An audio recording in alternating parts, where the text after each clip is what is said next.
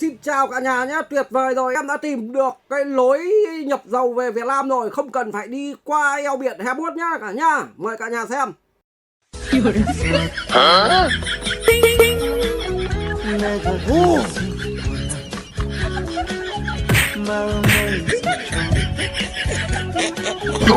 Ai ôi mà. Hả?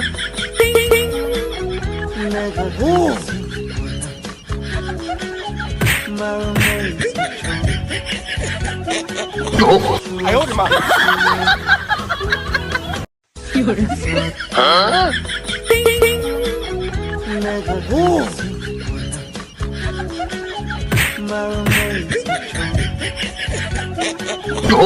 Ai ôi mà. Im gì quá. Nhanh lên. Hả?